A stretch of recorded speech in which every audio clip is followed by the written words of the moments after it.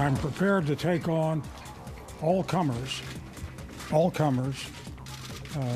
in a general election. And therefore, I've decided to be a candidate for re-election in 2010 in the Democratic primary. Does the so-called Specter switch signal the death of the Republican Party? Is it now a party just for Southern conservatives with no room for moderates? Or did he make a strictly personal decision because he was afraid he was going to lose next year? We'll ask some of the best political minds in the business that and more right now on It's Your Call.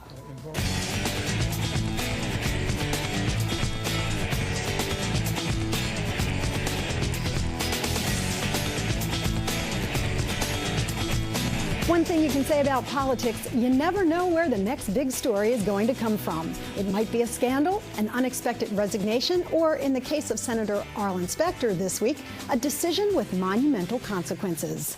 Hello, everyone. It's good to have you with us. I'm Lynn Doyle, talking this week about Senator Specter's decision to switch parties, which subsequently raised questions about the future of an entire political party. With the abdication of this one elected official, is the GOP in danger?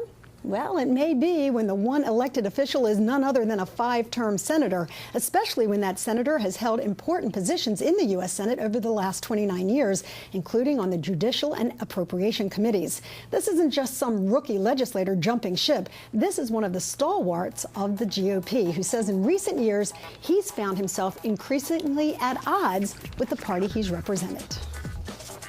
As the Republican Party has moved farther and farther to the right, I have found myself increasingly at odds with the Republican philosophy and more in line with the philosophy of the Democratic Party.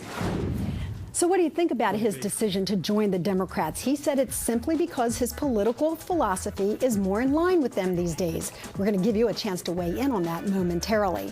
As you might imagine, reaction from disappointed GOP colleagues was wide-ranging, including this from the head of the party, who said he thinks Specter is leaving simply because he thought he'd get beaten in the next Republican primary in Pennsylvania.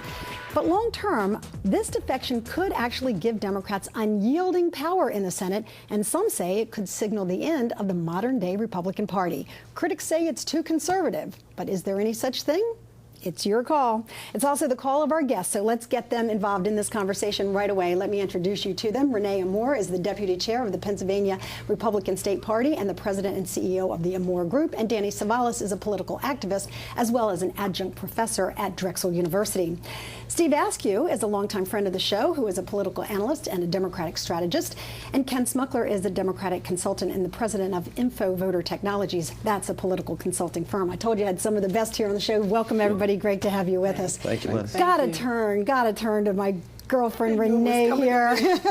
Because while the Democrats are obviously very pleased at this decision, the Republicans now have to somehow find a way to make lemonade out of lemons. You're right. Let me just say this was, a disappointing week for us, but let me also say we weren't shocked. There's been issues for a long time with Senator Specter. The last state committee meeting we had was not a good one.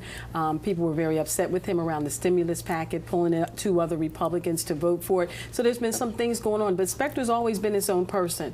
I don't feel like we're dead. I've been a Republican all my life, and so we're going to be able to keep going and do what we need to. We have people now coming out the woodwork wanting to run. Want folks to know that Toomey is not our candidate yet. We haven't talked about that. Well, we're going to talk about that and much more, but I do want to give the Democrats a chance to gloat, so to speak, because certainly any time that you get someone to switch over to the Democratic Party, it's means for celebration. But when it's a long-term, 29-year veteran of the Senate, you have to say, hey, we're doing something right. Well, remember something. This is a man who was elected 5 consecutive terms to the Senate.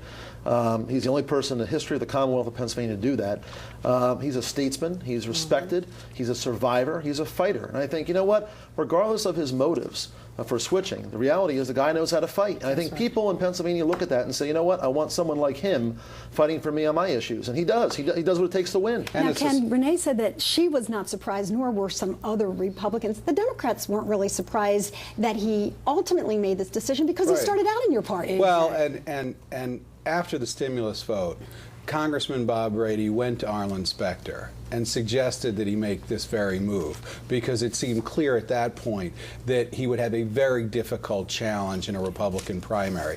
Ed Rendell talked to him as well.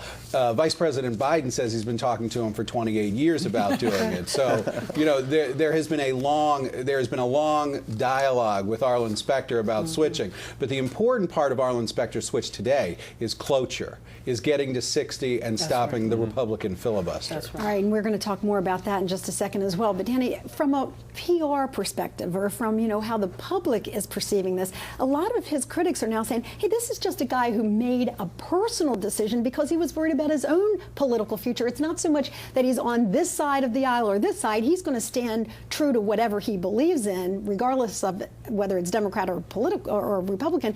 Do you think he is just one man making a decision about his future? Well, you know, Lynn, I don't know. But when he gave that speech and he said how the Republican Party is moving away from some of his ideals, I thought, wow, you know, I think there are a lot of people in America who would agree with that viewpoint. So you want to believe in that kind of idealism. But tactically, he is also making a smart political strategic move.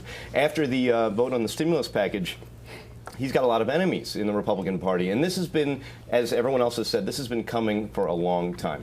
All right, where do you stand on this? We're going to give you a chance to weigh in. I'm going to tell you a couple of different ways that you can tell me what you think about Specter's decision. First, I have this question for you. Were you shocked or disappointed that such a longtime GOP powerhouse would shift to the other side of the aisle? Or, as some of our guests have pointed out, do you think it's a tough time to be a Republican? Does this, in your mind, signal the end of the old GOP? Or will it re-energize the party? If you want to tell us what you think, a couple of different ways to do it. As I mentioned, you can email me, and a couple of ways to do that. You can go to csnphilly.com, that's Comcast Sportsnet. You type in "It's Your Call," and then you can leave me a comment, or you can take our web poll there. We're asking whether or not you think this is a bad sign for the GOP. You can log on and tell us what you think. It's a non-scientific survey. You can also email me directly at tcn_iyc@cable.comcast.com, and we are on Facebook, MySpace, and YouTube as well. And it is our It's Your Call Facebook page where we ask you so many questions. We get a tremendous response. So we posed that this week, and here are just a couple of reactions that we got from Facebook friends. Jeffrey says, it's time for the GOP to restructure. I think it was a great move. Instead of all of the fighting, now maybe some real problems can be solved. Frank, though, says the GOP is not dead in the water. In fact, a recent poll out shows the GOP is leading on generic congressional ballot tests for the second time in just 5 years. There's nothing wrong with a little rebuilding, period. Specter has energized the GOP base, which was at odds with him over many issues. I'm going to take another one in just a second, but I got to get reaction to that from GOP representatives, because some people are saying, hey, this is going to re-energize, it's going to bring people out in a way that it has not seen. Absolutely. We're ready to fight. I mean, that person was right on target. Where there's challenges, there's always opportunities. We feel this is a time for opportunity, looking at leadership. What do we need to do? Get out and get with our grassroots folks. And people are really upset and concerned about this. We have folks that want to run. We're just ready to go. So it's real clear for us, this is a time for us to make some changes, and we will make the changes, even though I like Ken and Steve, whatever. We'll make those changes, and we'll, you know, take our seat.